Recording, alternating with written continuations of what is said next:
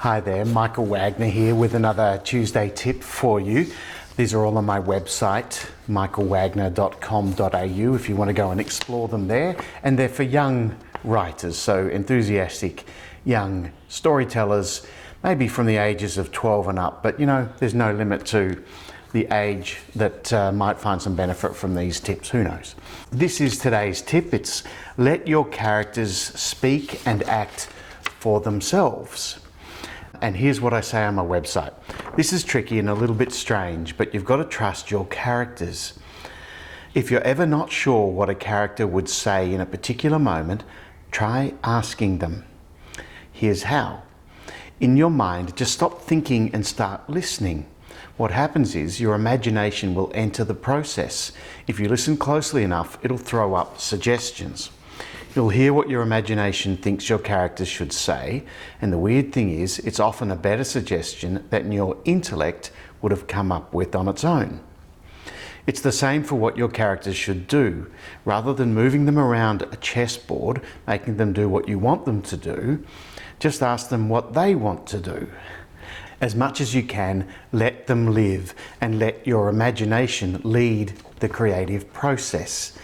Now, what do I mean by all of this? Well, your brain and your intellect are extremely important to the writing process, but it's probably better to let your imagination lead the way. It's certainly the best way of getting out of problems, letting your imagination throw up some suggestions rather than thinking really hard on the problem until you find a solution. That's good. That's a way of doing a lot of problem solving, and it's the normal way we think of as our problem solving technique.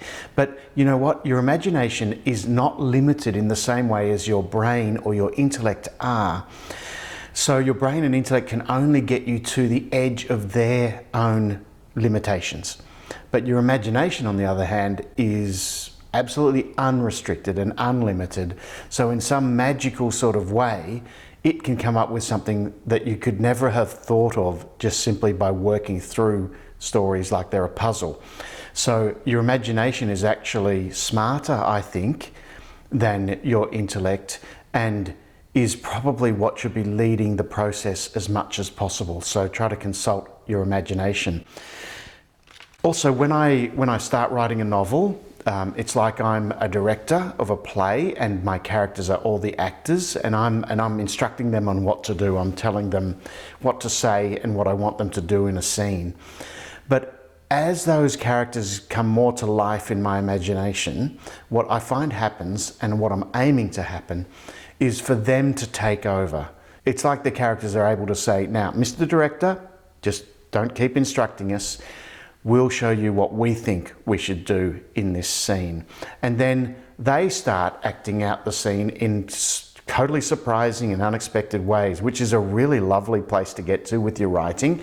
Once you start surprising yourself with what you're writing, that's really nice. So once again, my advice for today, my Tuesday tip for today, is let your characters speak and act for themselves. And you get there by listening to what they have to say.